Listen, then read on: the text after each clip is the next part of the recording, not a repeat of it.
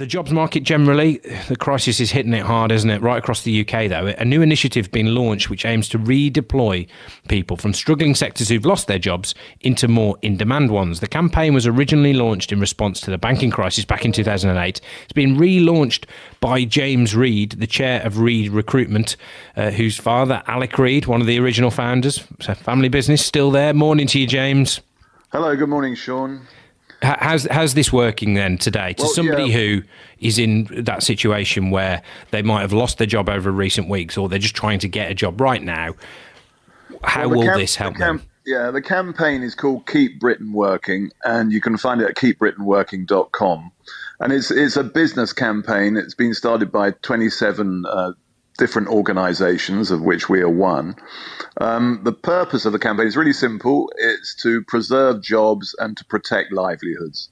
So it's to encourage businesses to prioritise keeping people employed, and it's to help people who maybe have lost their job, quickly find another one by rerouting them or flagging up opportunities that are out there, because there still are jobs being advertised. But it's a very tough situation. The labour market has changed completely from just 6 weeks ago. So what is so tough about really, it? Really because important.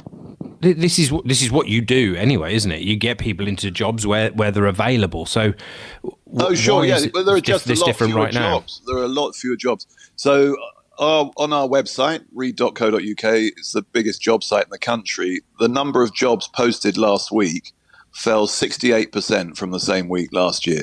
So typically we would have 8,000 new jobs posted every day. Last week it was 3,500.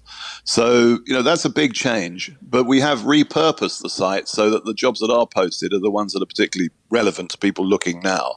So there are certain sectors, and you know what they are. They're health and care, logistics, deliveries, supermarkets, farming, interestingly. There are certain sectors where there are live jobs, and we want to make it easy for people to apply to them. So, if we take farming, for example, which is not a sector that a lot of people would have thought, over the many years we've talked to you about the jobs market, it's not necessarily been one of the bigger ones. Right now it is, because it is one of the areas that is employing. Are people taking those jobs with confidence? They're available to apply for. I mean, I saw last week that people were being flown into the country to do farming jobs, which is quite surprising given how many people are looking for work.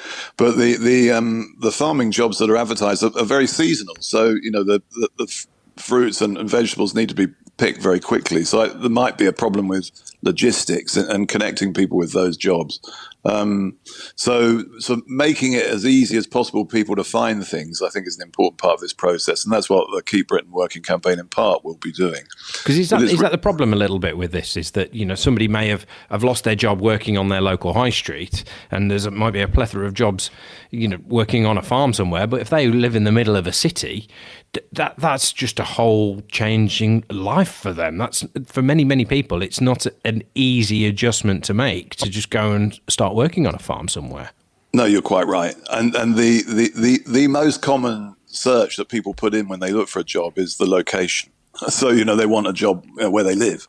With more and more people living in cities, that is correct. But, they are out there, those jobs. And when at this time of year, it's not the worst thing to be outdoors. So if you can get to them, and if you're interested, farming jobs is worth considering. I mean, not many of us would have thought of that when we started out in our working lives, that we might be doing farming work if we grew up in a city, but it's worth considering. Well, James, thank you very much for being with us, flagging that up this morning. It may be another way that people who are feeling like actually having a job in the next few weeks is going to be their main concern. Let us know what you need to be doing, what you need from other people. Are these kind of sites and these campaigns enough for you? 85058, hashtag wake up to money. If you want to get in touch, we've been hearing a lot about what people are watching.